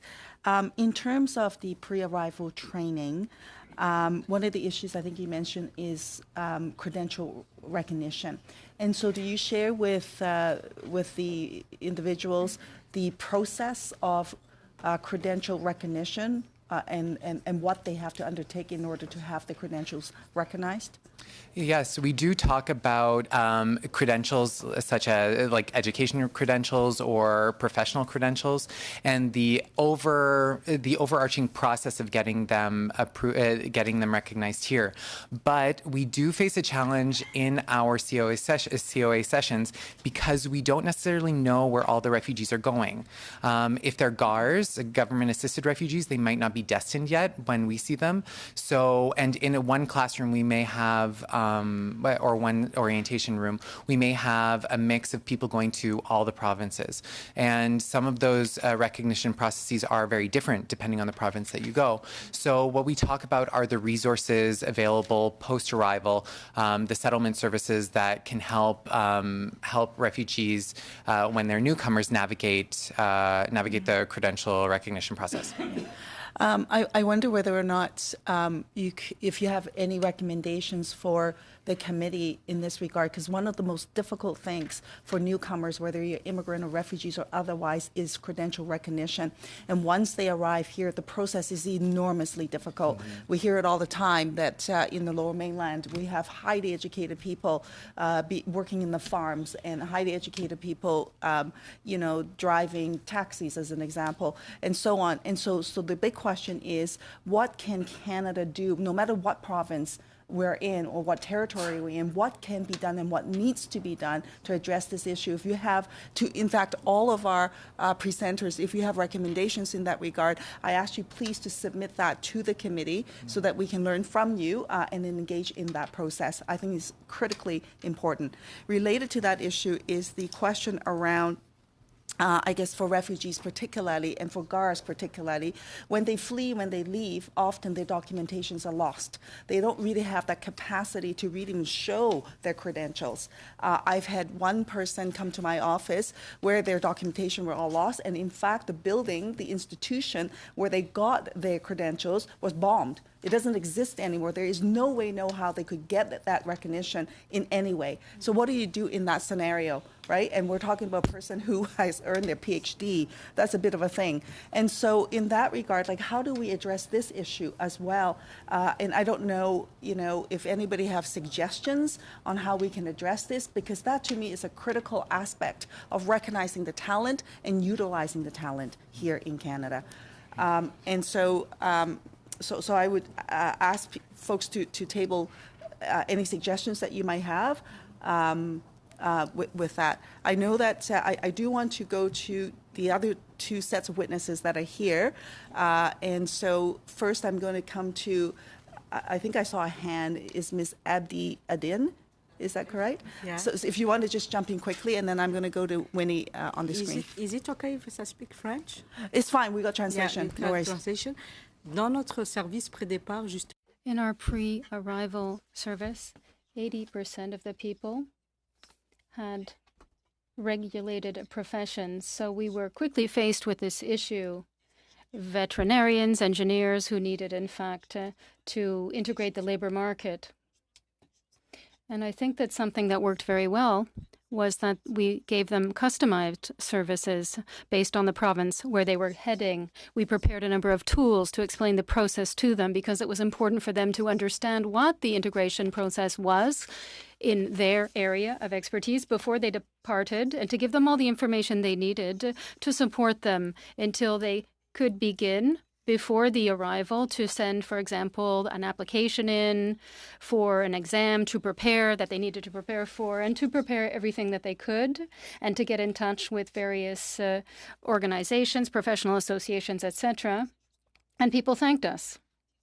Because when they arrive here and they're not prepared, what happens is this is a vicious circle for them. They say, okay, I can't practice, so I'm going to take the first job. But here they know what to expect. At the same time, we also developed a possibility for them to have an alternative career. You have a doctor. Perhaps you can't be a doctor right away, but what you can do is you stay in your profession within the system, and you'll have time to catch up and have your assessments done. So this can be a way of helping these people not to fall into this vicious circle of becoming taxi drivers or something else. So I wonder, just on that score, if, again, the practices you've engaged in or the best practices you think the government should adopt across the country, that would be useful information if you could submit that to the committee. I'll give you one example. In the province of British Columbia, we had a shortfall of doctors. And in fact, we had doctors who came in who could not get their credentials recognized. And there was a program that the government could have funded but didn't, unfortunately. And that is to actually fund each spot $60,000 to assess those doctors on the ground as though they were resident in a hospital, and then make that determination on their ability to do the job. And then if they were able to pass within that period, then they were actually given the credentials and not have to go through the other process, which would have met our doctor shortage, you know. And so anyway, any suggestions that you might have in that regard, I would welcome. I'm now going to come to Queenie on that question, but also what is important, I think, the differences between provinces and territories on the level of training in terms of the funding. You touched on that, Queenie, a little bit, and I wonder if you can share with our committee the importance of equitable funding and the importance of the high level of funding, because that's where it helps the newcomer reach beyond minimum wage jobs. Absolutely. Thank you, MP Kwan. And I think this is very important. We look at across Canada, not just recruiting the brightest and the smartest people to come, but also in a way to retain them. One of the strategies to retain them is to ensure there's resources available across our provinces and territories to ensure that, in fact, those not only the settlement program not only tailor-made to the individual needs, but also being equitable across our country in order to retain those talents across. So right now there are some differences between different jurisdictions, and I think this is important to look at across the board to retain our talents and our newcomers when they arrive in Canada. Half a minute. Okay. I'm wondering if on the pre-arrival training sessions, do you provide information to the newcomers about family reunification? I've had scores of refugees who come in who know nothing about the one-year window of opportunity program and so on, and they're desperate to reunite with their family members. Is that information provided to them? And do you have a recommendation to government on how that program should be adjusted and how the definition of families may perhaps should be adjusted in order to really meet the needs of these new arrivals? IOM provides assistance to IRCC to fill out certain forms, and in the adjudication process, and also through all stages, whether it's medical or pre-departure, we outline the necessity that refugees declare all family members so they can avail of the one-year window program. What we do see is that some people are worried about declaring certain family members. There can be persistent misinformation among refugee populations as well, that declaring a family member would prolong their case. Those are persistent myths that we're trying to dispel. I'm afraid I need to stop you there. Thanks. Mr. Sarai. I'll be sharing my time with Mr. Ayub. So first question to Mr. Chichero. Is India included, India, Philippines, and China included in the countries that you give pre-arrival services to? For refugees, China, the number of in calendar year 2018, the number of refugees that left China was 4. so not very high. India was higher, and we do mobile sessions in India. As for the Philippines, we did do a small session there last calendar year as well, but the number is also very small. Thank you. Ms. Chu, I just want to thank you. I was at one of the graduating programs of the CARE program, the hospitality one, that the training women in the hospitality sector, and it's funded by IRCC, and I found it actually very effective. I think almost everyone had employment in that program, and it was well received amongst the employers as well as the women that took that program. Ms. Chu, can you explain what's the participation rate of your pre-arrival services? Certainly, we actually in last year we served over 5,600 newcomers. But for this year, we already on pace and exceeded last year's number by 30%. Okay. And what countries are they predominantly the pre-arrival services from? From India, China, Philippines, and others. And what strategies are you putting in place to reach these migrants before they depart? Certainly, that's a very good question, and thank you for asking that question. We wanted to actually connect them sooner than later, so a lot of word of mouth, as well as actually, I personally went to visit the Canadian visa office in Hong Kong, because they issue all the visas to those individuals who received invitations to Canada. So I actually visited them and making sure the program is known to people, because this is not a mandatory program, but I think it's a wonderful program to ensure people start off at the very beginning, at the get-go, before they come to Canada. And do you see a marked difference between immigrants that come with after attending or doing one of these pre-arrival programs versus those that have not?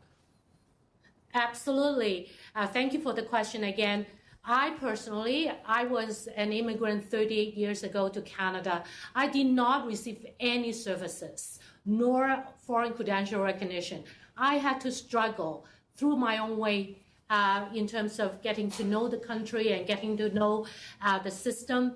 So since we have this wonderful pre-arrival programs to assist people coming to Canada, one wouldn't be a nice way to make sure information that is relevant to them, such as employment, healthcare, language, and also Canadian culture and system, would be provided to them prior to coming to Canada. I think it will be such an asset to those individuals and help them, to gain the knowledge about the country where they decided to come. Thank you. To Mr. Ayoub. Merci. Thank you. I will be asking my questions to Mr. Bigot and Madame Abdiadene. You didn't get the subsidy you asked for the pre-arrival services, but the situation of Francophone minorities outside Quebec seems to be progressing. There was investment by RCC. We're talking about $40 million over the next 5 years. What is your opinion about the strategy and the plan connected to these investments, particularly for Francophone minorities? I'll have to give a general answer, and then I'll give the floor to Rokia. There was the request for proposals, and we were very faithful to the criteria, and we suppose the implementation of a single window to make this journey, the immigration journey, more efficient, more fluid, and that was what we put out in our proposal. What happened was that the decision was made, which was not in compliance with what was in the criteria. And in the regions, there is a gateway, but there are also regional doors, if you will, that were put in place with regard to the funding structure that was put in place. So there'll be a duplication, if you will. a potential duplication of efforts. The process will be slowed down for immigrants, in our opinion. It's important, I think, to refocus this process and the decisions that are being made to ensure the integration of immigrants in Canada and to make that process more fluid. And that's what we had thought of. With regard to the amount of money, we're talking about $40 million compared to a smaller amount before. So we would hope that the results would be forthcoming. Absolutely. We've never invested more. So we'll have to see what the impact is across the country. Ms. Okian. I think that the investment is significant, but we must ensure that the services are adequate. We're talking about people's lives. When an immigrant arrives, that immigrant has needs, and the services, or rather the money that is invested, will be provided to help the immigrant because this will make the difference. I think that our services must be more efficient, a lot more client-based. And yes, the language issue is an important one, but I think the efficiency of services is also important. If we want results, we have to ensure that we have services that provide results because otherwise immigrants will go elsewhere. What we have seen is that we're not the only service providers. For Francophone services, they're also bilingual services. They shop around. Immigrants are shopping around, be it pre-arrival or post-arrival. They look at what is available. And so if our French language services do not meet the needs of these immigrants, they will go elsewhere and they will get those services, all the more so with the implementation of Express Entry. What we have seen is that the people are increasingly educated, have English language training. They are almost bilingual most of the time, so they can go to any community. So these are things that we need to look at to ensure that the services provided in the communities are targeted. It's no longer the kind of immigration we're seeing some time ago. Very brief, please, just 4 seconds.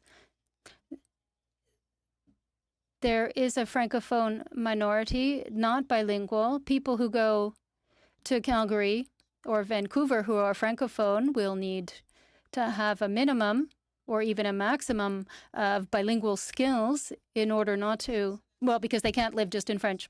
That's the reality. Increasingly, even a few years ago, they were unilingual, but increasingly we are seeing people who are coming in, they're bilingual already. Perhaps they're not functional for employment purposes, but these are people who have masters and PhDs with globalization also. I think that people are becoming increasingly multilingual. So this is data and information that has to be taken into consideration. But when it comes to French-speaking immigrants, how do we ensure that these people who are Francophones, but who also speak other languages, will continue to define themselves as Francophones? And it is through the services that they are provided and the way also in which we approach them to meet the specific needs that they have. Thank you. Thank you very much, everyone. Thank you for your presentations today, as well as your contribution. Meeting is now adjourned. We thank you for all your help.